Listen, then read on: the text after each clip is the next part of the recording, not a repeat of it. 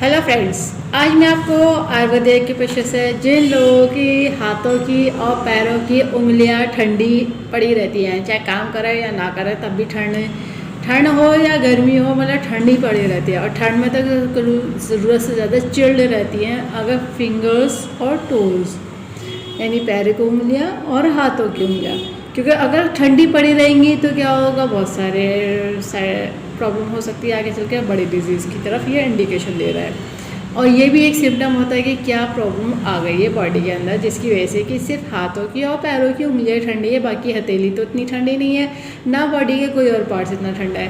देखो, ठंड में अलग अलग एरिया में अलग अलग ठंडे पड़े रहना पार्ट्स का अलग अलग रीज़न होता है। अगर हाथ ठंडे हैं तो उसका अलग ट्रीटमेंट होगा, सिर्फ पैर ठंडे रहते हैं तो उसका ट्रीटमेंट अलग रहेगा।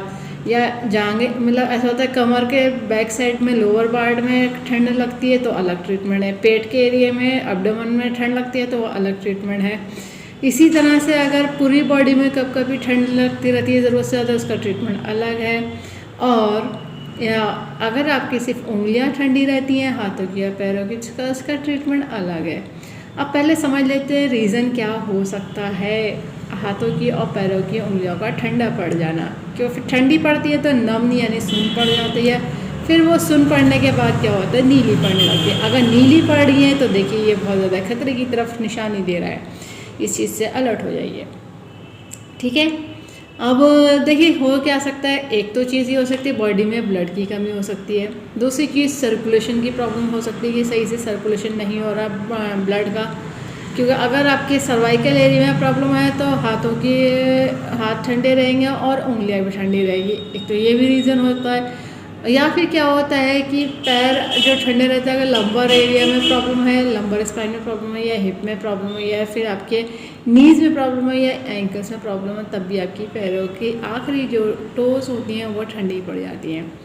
अब उनमें क्या होता है कि अगर बॉडी में ब्लड टॉक्सिन वाला होता है या बॉडी का ब्लड गाढ़ा हुआ होता है, तो जो लास्ट जो पॉइंट होते हैं हाथों की उंगलियां और पैरों की उंगलियां, यानी आखिरी आर्टरीज और वेन्स जो वहाँ तक नर्व्स जाती हैं आखिरी, तो वहाँ पे ब्लड सही से पहुँच नहीं पाता। अगर पहुँच गया तो वापसी नहीं जो हार्ट की तरफ जाना चाहिए वो नहीं हो पाता है, यानी कि उस तक पहुँच जाना फिर वापसी लौट के आना। तो इस तरह से ब्लड का सर्कुलेशन अगर प्रॉपर नहीं है तो देखिए ये मतलब होता है कि एक तो बॉडी में ब्लड की कमी है, दूसरा ब्लड में थिकनेस हो गई है यानी गाढ़ा हो गया है, या फिर ब्लड में टॉक्सिन ज़रूरत से ज़्यादा है जो इसकी वजह से वो ब्लड सही से सर्कुलेट नहीं हो रहा है, या फिर आपको यूरिक एसिड या क्रिएटिनिन की प्रॉब्लम हो सकती है, CRP हो सकता है, CKD भी हो सकता है। तो वो जो बाद में डिटेक्ट हुआ उसके तो अलग ट्रीटमेंट है।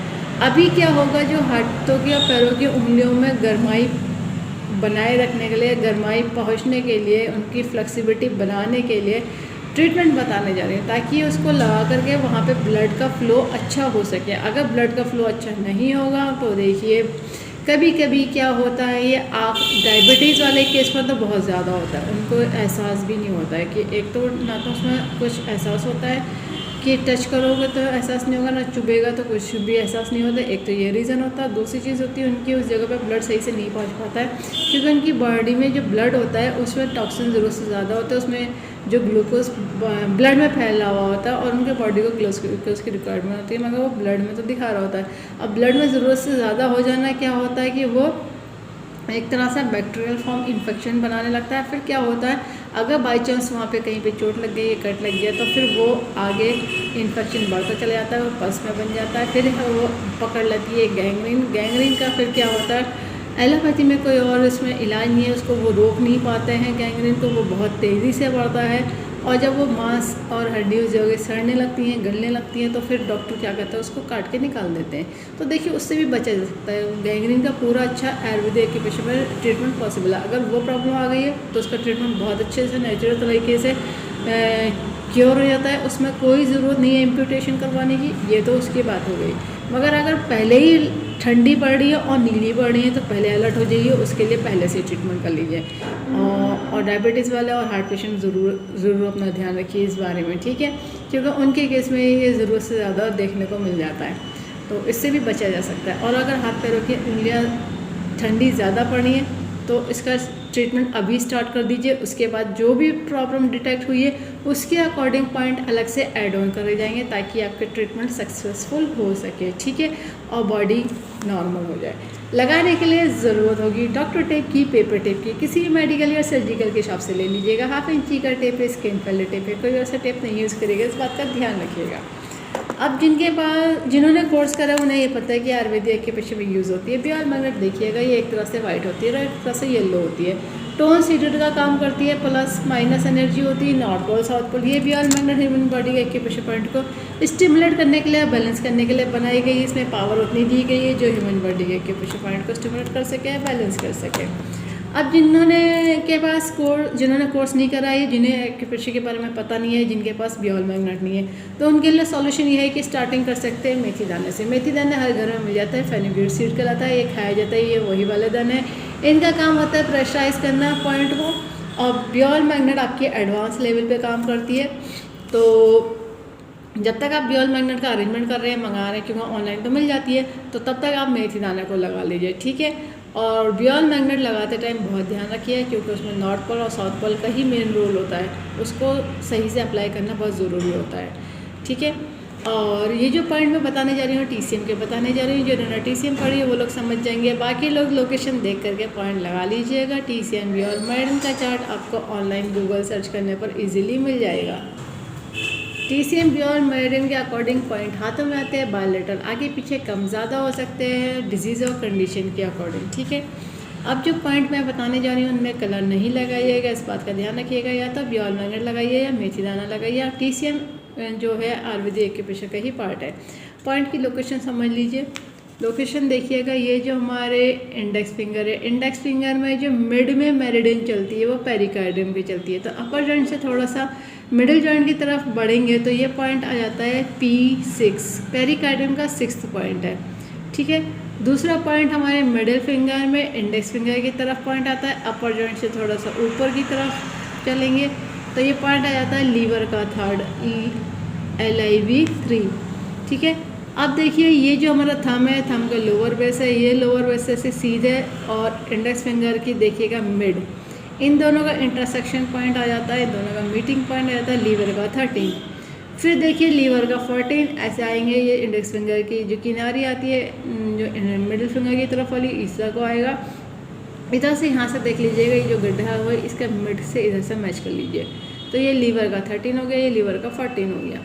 अब 2 पॉइंट हमारे बैक साइड आएंगे, जैसे इंडेक्स फिंगर में मिड में जो मेरिडियन चलती है, मिडिल में, सेंटर में, तो ये आती है ट्रिपल वार्मर की। तो अपर जॉइंट से थोड़ा सा मिडिल जॉइंट की तरफ बढ़ेंगे तो ये पॉइंट आ जाता है TW6। अब देखिए मिडिल जॉइंट में, मिडिल फिंगर में मिडिल जॉइंट से थोड़ा ऊपर अपर जॉइंट की तरफ बढ़ेंगे तो ये पॉइंट आ जाता है GB का 34, गॉल ब्लैडर का 34। इस कंडीशन के अकॉर्डिंग ये सारे पॉइंट करे जाएंगे। सीडेड यानी सीडेड करने का तरीका ये रहेगा कि बियॉल मैग्नेट पेपर टिप में से दिखना चाहिए येलो, यानी जो विजिबिलिटी है वो मैग्नेट की येलो होनी चाहिए, और जो स्किन पर टच होगा वो देखिएगा वाइट टच होगा, यानी जो मैग्नेट की विजिबिलिटी है वो येलो रहनी चाहिए, ठीक है। अब मैं एक पॉइंट आपको अप्लाई करके दिखा दे रही हूँ, बाकी पॉइंट आप अपने दोनों हाथों में लगा लीजिएगा। एक हाथ में 6 है, दूसरे हाथ में 6 है, टोटल 12 पॉइंट हो जाएंगे। ये देखिए सीडेड कर दिया है, येलो विजिबल हो रहा है। इस हाथ में मैंने कलर नहीं लगाया है, मार्क नहीं करा है। मैं इस हाथ में आपको मेथी दाने से अप्लाई करके दिखा रही हूँ। लोकेशन के अकॉर्डिंग मेथी दाना लगा के दिखा रही हूँ। जिनके पास बियॉल मैग्नेट नहीं है वो मेथी दाना लगा लीजिए, दोनों हाथों में 12 पॉइंटों पे मेथी दाना लगा लीजिए, और जिनके पास बियॉल मैग्नेट है वो बियॉल मैग्नेट लगाइएगा। तो मेथी दाना जब पहली बार लगाया जाता है तो इस तरह से 5 बार प्रेशराइज कर दीजिए एक पॉइंटों को। मेथी दाने वाले को बियॉल मैग्नेट को प्रेशराइज नहीं करा जाता, इस बात का ध्यान रखिएगा। 10 से 12 घंटे लगा के रखिए, या फिर डेली रात में लगा दीजिए। और इसके अलावा जो भी प्रॉब्लम डिटेक्ट हुई है तो उसके पॉइंट अलग से ऐड ऑन करे जाएंगे। डायग्नोस के बाद ही डिसाइड करे जाएंगे कि कौन से पॉइंट एप्लीकेबल है, ठीक है, कंडीशन के अकॉर्डिंग। और इस वीडियो को ज़्यादा से ज़्यादा शेयर करिएगा, सब्सक्राइब करिएगा, लाइक करिएगा, ताकि लोगों को पता चल जाए आयुर्वेदिक के पीछे से सभी तरह की डिजीज़ को ट्रीट कर देते हैं, क्योर कर देते हैं, कंट्रोल कर देते हैं, रूट कॉज को ठीक कर देते हैं। फ्यूचर में दोबारा प्रॉब्लम नहीं आती है, बस लाइफ स्टाइल को ठीक रखना होता है। बेल आइकन प्रेस करना ना भूलिएगा, और बेल आइकन में ऑल ऑप्शन सेलेक्ट कर लीजिएगा। जब भी मैं नया वीडियो अपलोड करूँगी तो आपको लेटेस्ट नोटिफिकेशन मिल जाएगा। लाइक करना ना भूलिएगा। ठीक है friend, thank you, take care of your health. मैं आयुर्वेदिक के पेशे उपचार प्रशिक्षक हल्द्वानी नैनीताल डिस्ट्रिक्ट से बोल रही हूँ। जो लोग हल्द्वानी में रहते हैं वो डायरेक्ट सेंटर विजिट कर सकते हैं, बाकी लोग ऑनलाइन कंसल्ट कर सकते हैं। सी यू नेक्स्ट टाइम।